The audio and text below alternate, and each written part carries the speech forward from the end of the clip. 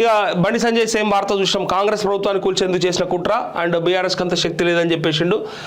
ఇది ఒకటి ఇంపార్టెంట్ వార్త చూసిరా. బడ్జెట్ టార్గెట్ 6 గ్యారంటీలు, పథకాల అమలే లక్ష్యంగా అంచనాలు, ఏ స్కీమ్కు ఎంత అనే దానిపై పక్కాగా లెక్కలు, దాదాపు 90,000 కోట్లు అవసరమవుతాయని అంచనా.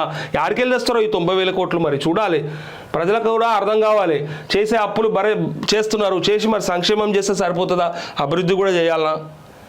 మరి సంక్షేమంతోనే రాష్ట్రాలు బాగుపడతాయా? భవిష్యత్ తరాలకి ఏమందిస్తాం మనము అనేది ఒకసారి చూడాలి. ఇక గ్యారంటీలకు నిధుల అంచనా చూసి మహాలక్ష్మికి కావాలి 16,000 కోట్లు, రైతు భరోసాకు కావాలి 29,000 కోట్లు. ఈ రైతు భరోసా ముచ్చట చెప్పుకుంటే అయితే బాధ అనిపిస్తుంది. సరే, కాంగ్రెస్ ప్రభుత్వం మొన్ననే కదా వచ్చింది, పిల్ల మొన్ననే పుట్టింది, ఇప్పుడే కదా పాకుతుంది, అప్పుడే నడుస్తుందా ఉరుకుతుందా అని అంటారు. కానీ రావాలి సారు, చెయ్యాలి. ఎందుకంటే మీరు కూడా ఇట్లే మాట్లాడారు. ఇలా మేము కూడా అడుగుతూ ఉన్నాం, రైతు బంధు ఏమాయని, రైతు భరోసా అంటివి పేరు మారుస్తేవి, పైస రాకపాయ, తుకాలు పోసుకొని ఉన్నారు, దునుకాలు చేసుకొని ఉన్నారు. మరి నాట్లు వేయాలి, పెట్టుబడి పెట్టాలి, ఏడికెళ్ళి తీసుకురావాలి రైతులకు బాధనే కదా. ఇప్పటిదాకా 1 ఎకరం, 1.5 ఎకరం, 2 ఎకరాల లోపే పడినాయంట. ఇప్పటిదాకా మిగిలిన వాళ్ళకు మరి 3 ఎకరాలు ఎక్కడ పోవాలి, 4 ఎకరాలు, సరే 100 ఎకరాల్లోనికి వేయకుర్రి, వాళ్ళకి వేయమని కూడా అడగలేదు. 10 ఎకరాల తర్వాత వేసినా సరే వేయకున్నా సరే అది మీ ఇష్టం. అది స్లాబ్ పెట్టుకోరా, వాళ్ళు కూడా పెద్దగా అడుగుతలేరు. భూస్వాములు ఎవరెవరి దగ్గరనైతే పెత్తందారులు ఉన్నారో వాళ్ళ దగ్గర ఉన్నటువంటి భూములకు వాళ్ళు ఎక్స్పెక్ట్ ఏం చేయలేదు, మీరే ఇచ్చారు ఫ్రీగా. గత ప్రభుత్వం ఇచ్చింది, ఇప్పుడు ఇస్తారు, మీరు అదే కంటిన్యూ చేస్తామని చెప్పారు. అట్లనే కానీ 3-4 ఎకరాలు, 5-6 ఎకరాలు ఉన్న వాళ్ళ రైతులు, చిన్నకారు సన్నకారు రైతులు ఉన్నారు కదా, వాళ్ళకి ఇప్పటి వరకు పెట్టుబడి సాయం అందలేదు, ఎక్కడ కూడా డబ్బులు పడలేదు. ఆ రైతు భరోసాకి మరి 29,000 కోట్లు కావాలని చెప్తారు, వాస్తవమే. ఏడికెళ్ళి తీసుకొస్తారు, ఎప్పుడు ఇస్తారు, ఎప్పటిలోపు రైతులకు ఆ డబ్బులు అందుతాయి, అకౌంట్లలో ఎప్పుడు పడతాయి, అది చెప్పాలి, క్లియర్ చేయాలి. ఇక చేయూతకు 20,000 కోట్లు కావాలి, ఇందిరమ్మ ఇండ్లకు 15,000 కోట్లు కావాలి, గృహజ్యోతికి 10,000 కోట్లు కావాలి, యువ వికాసంకి 3,000 కోట్లు కావాలి. ఇగో 6 గ్యారంటీల అమలే లక్ష్యంగా వచ్చే ఆర్థిక సంవత్సరం అంటే 24-25 ముచ్చట ఇదంతా. బడ్జెట్ని రాష్ట్ర ప్రభుత్వం రెడీ చేస్తున్నది. ప్రతి స్కీమ్కు తగినన్ని నిధులు కేటాయించేలా పక్కాగా అంచనాలు రూపొందిస్తున్నది. ఇప్పటికే అన్ని డిపార్ట్మెంట్ల నుంచి బడ్జెట్ అంచనాలను ఆర్థిక శాఖ తెప్పించుకుంది. పథకాల అమలు కోసం ఏ మేరకు కేటాయింపులు చేయాలనే దానిపై ఉన్నతాధికారులతో సీఎం రేవంత్ రెడ్డి ఇటీవల చర్చించారు. 6 గ్యారంటీల అమలుపై ఏర్పాటు చేసినటువంటి కేబినెట్ సబ్ కమిటీ కూడా ఎంత మేరకు నిధులు అవసరమవుతాయనే దానిపై ఒక అంచనాకు వచ్చింది.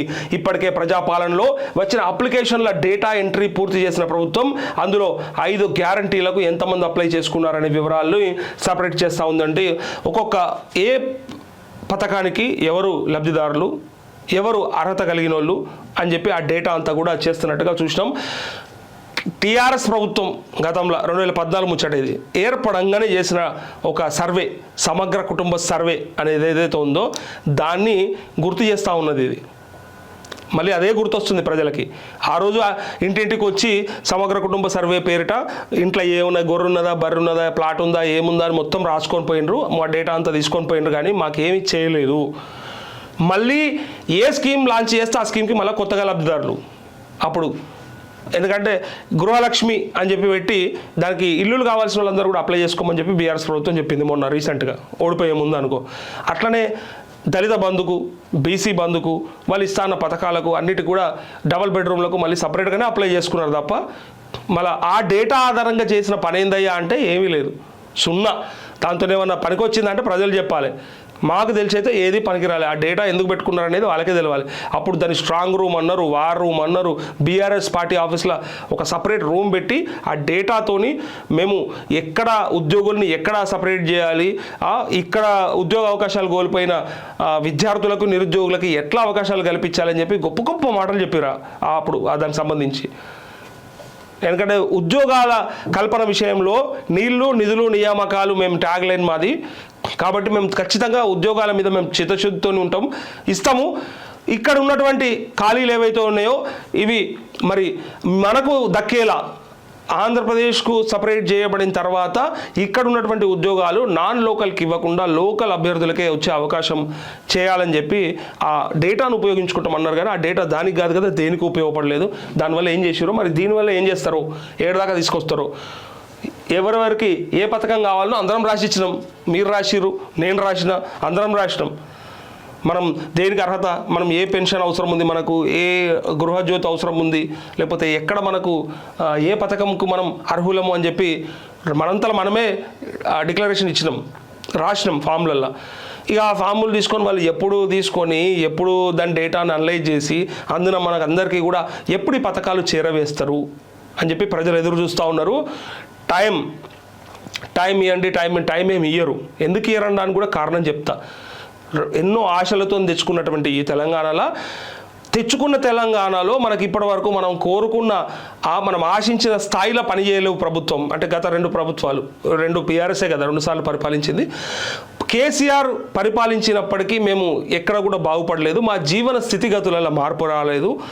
కాబట్టి ఈసారైనా అవకాశం రావాలి, ఇప్పుడైనా సరే మనం బాగుపడాలి, మన తెలంగాణ మనం తెచ్చుకున్నాకన్నా మన పిల్లలకు ఉద్యోగాలు రావాలి, మన రైతులు సంతోషంగా ఉండాలి, ఆత్మహత్యలు లేని తెలంగాణ రావాలి అని అనుకున్నాం కదా. సో అది కంటిన్యూ అవుతూ ఉందని చెప్పి బాధపడుతుంటే మీరు తీసుకున్నారు అవకాశం. కేసీఆర్ మీద విపరీతమైన వ్యతిరేకతతోనే మీకు అవకాశం వచ్చింది. మీరు కష్టపడ్డ దానికంటే కూడా మీరు చేసింది ఎంతనో తెలియదు, ప్రజలకు ఎంతో కొంత తెలిసినప్పటికీ మీరు చేసిన ఉద్యమాలు, మీ వల్ల ఒరిగిన ఉపయోగము, లేకపోతే మీరు అసెంబ్లీలో కొట్లాడిన తీరును చూసి ఇవ్వలే.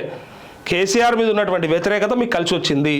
బీజేపీ చేసుకున్న స్వయంకృతాపరాధం వల్ల మీరు బయటపడ్డారు. బీజేపీ కనుక స్ట్రాంగ్ ఉండి ఉంటే, వాళ్ళు చేసిన ఒక 2 తప్పుల్ని వాళ్ళు సరిదిద్దుకొని ఉంటే వాళ్ళే వచ్చేటోళ్ళు అని చెప్పి ప్రజలకు తెలుసు, అందరికి తెలుసు, మీకు తెలుసు, నాకు తెలుసు. కానీ కాంగ్రెస్కి అవకాశం ఇచ్చినప్పుడు మీకు తెలుసా లంక బిందెలు ఉన్నాయా, కుండలు ఉన్నాయా, అండలు పెట్టి కుండలు తీసుకుపోయిర్రా, కుండలు పెట్టి అండలు తీసుకుపోయిర్రా, మనకు అవి ముచ్చట్లు అవసరం లేదు. ఉన్న నిధులతోని ఇచ్చిన హామీల మేరకు ఏం చేస్తారు మీరు, ఎప్పటిలోపు చేస్తారు? 100 రోజులు అన్నారు, ఓపిక లేదా అన్నారు. 100 రోజుల తర్వాత కూడా ఇంకో మాట మార్చకుంటే చాలంతే.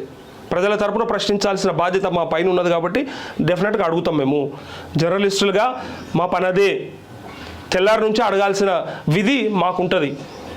ఎందుకంటే మీరు చేసేది చేసుకుంటూ పోతాం, మీరు చూసుకుంటూ పోవాలంటే నడవదీడ. మీరు చెప్పిన మాటలే వస్తే మొత్తం ఇట్లా చేసేస్తామన్నారు. సరే, బంగారు తునక కేసీఆర్ చేయలేకపోయిండు, మాకు అవకాశం ఇస్తే 7 తారీఖు నాడు ఇది, 9 తారీఖు నాడు అది, 12 తారీఖు నాడు ఇది అని తారీఖులతో సహా డేట్లు చెప్పినప్పుడు నమ్ముతారు కదా ప్రజలు. ఆ విశ్వాసం కోల్పోకూడదు అంటే కొంచెం అతి త్వరలో, వీలైనంత త్వరలో, ఎందుకంటే రైతు భరోసానే రాకపోవడం వల్లనే ఇవన్నీ మాటలు వస్తున్నాయి. 9 తారీఖు నాడు వెయిట్ చేయండి, మేము వేస్తే ఏమన్నాడు రేవంత్ రెడ్డి PCC అధ్యక్షుడిగా ఉండి, కేసీఆర్ వేస్తే 10,000 రూపాయలు పడుతుంది ఎకరానికి, మేము వేస్తే మా ప్రభుత్వం వచ్చినాక 15,000 రూపాయలు వస్తాయి. అంటే ఎకరానికి ఒక పంటకి 7,500 రూపాయల చొప్పున మీ అకౌంట్లలో డిపాజిట్ అయితే అన్నాడు. ఇప్పటిదాకా కాలేదు. 1 ఎకరంన్నరలోకి వేసేసి ఉండొచ్చు.